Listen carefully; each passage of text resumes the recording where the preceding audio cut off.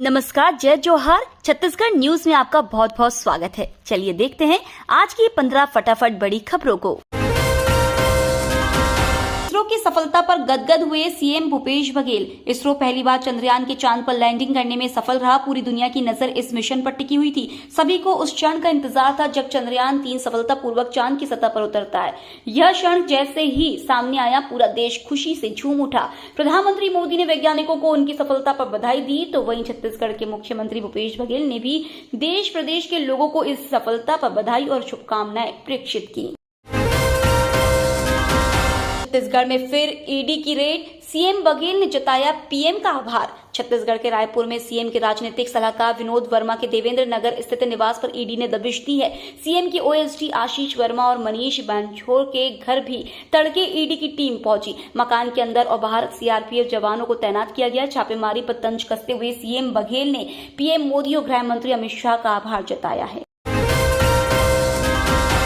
चंद्रयान 3 की सफल landing, PM Modi ने दी बधाई। चांद पर चंद्रयान 3 की सफल लैंडिंग हो गई है। पीएम मोदी ने चंद्रयान 3 की सफल लैंडिंग पर देशवासियों को बधाई दी। पीएम मोदी ने कहा कि भारत ने इतिहास रच दिया है। यह उत्सव का पल है। ये पल भारत के बढ़ते कदम का है। उन्होंने कहा कि रूस चीन जो नहीं कर पाए वो भारत ने कर दिखाया। ये क्षण जीत के पथ पर चलने का है। ये पल विकसित भारत के शंखनाद का है। अब चंदा मामा दूर नहीं है।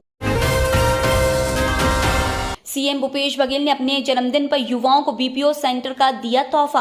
छत्तीसगढ़ के मुख्यमंत्री भूपेश बघेल ने अपने जन्मदिन पर छत्तीसगढ़ के युवाओं को बीपीओ सेंटर का तोहफा दिया। कलेक्ट्रेट के सामने मल्टी लेवल पार्किंग के 5वें और 6वें माले पर बने इस बीपीओ सेंटर का मुख्यमंत्री ने शुभारंभ किया।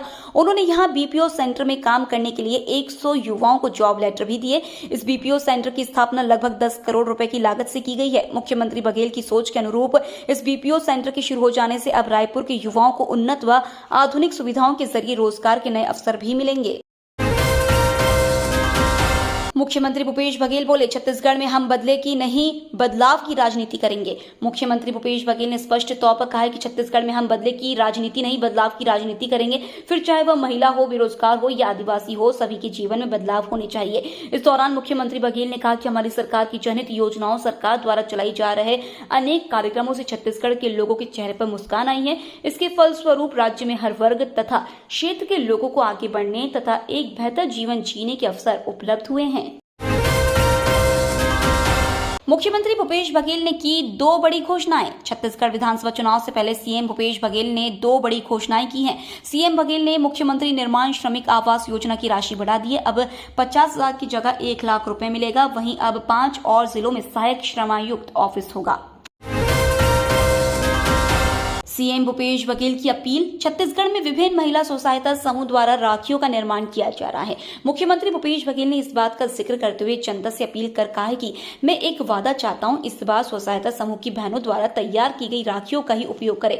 जब कोई बहन अपने भाई की कलाई पर राखी बांधेगी तो दूर गांव की एक और बहन के चेहरे पर मुस्कान खिल उठेगी।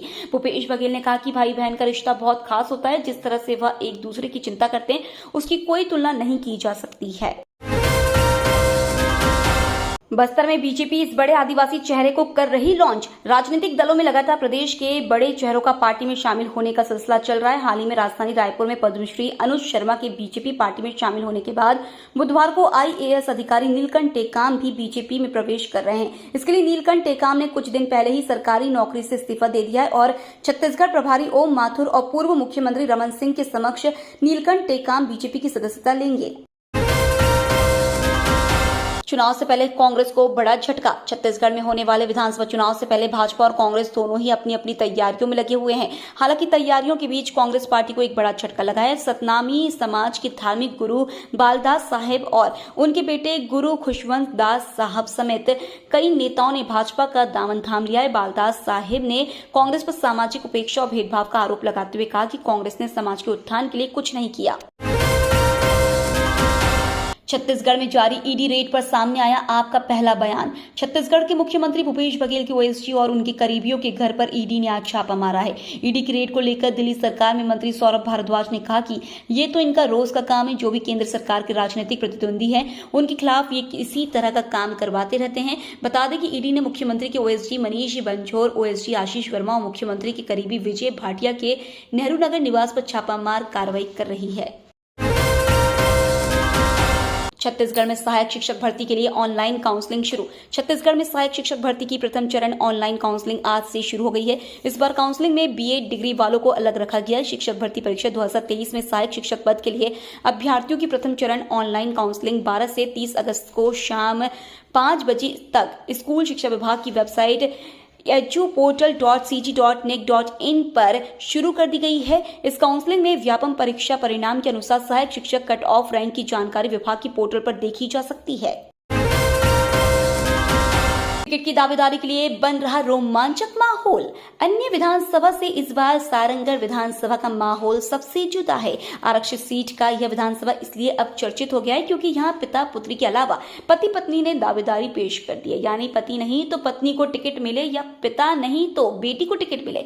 इसी सोच को लेकर सारंगढ़ विधानसभा में करीब 14 लोगों ने दावेदारी ठोकी है। इसमें 6 जोड़ी दावेदार जहां पति पत्नी है, वहीं 1 जोड़ी दावेदार पिता पुत्री है।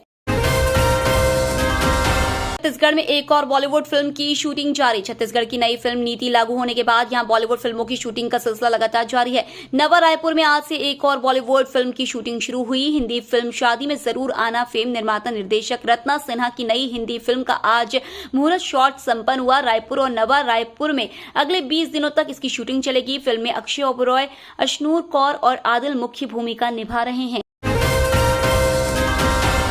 रक्षाबंधन से पहले रेल यात्रियों को झटका। रेलवे ने छत्तीसगढ़ से होकर चलने वाली 20 ट्रेनों को फिर कैंसिल कर दिया है। दोहरी और तीसरी रेल लाइन के साथ ही सुरक्षा और रखरखाव के कारण 2 महीने से ट्रेनों को लगातार रद्द किया जा रहा है। इस बार डेवलपमेंट और मेंटेनेंस के चलते 3 सितंबर तक ट्रेनों को रद्द किया गया। इसका असर रक्षाबंधन पर भाइयों और बहनों पर पड़ना तय माना जा रहा है।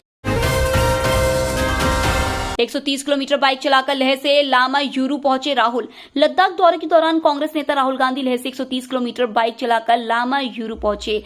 राहुल बाइक से ही कारगिल की जंस्कार तहसील जाएंगे, जहां वह 25 अगस्त को होने वाली 30 सदस्यीय लद्दाख स्वायत्त पहाड़ी विकास परिषद कारगिल चुनाव की बैठक में शामिल होंगे।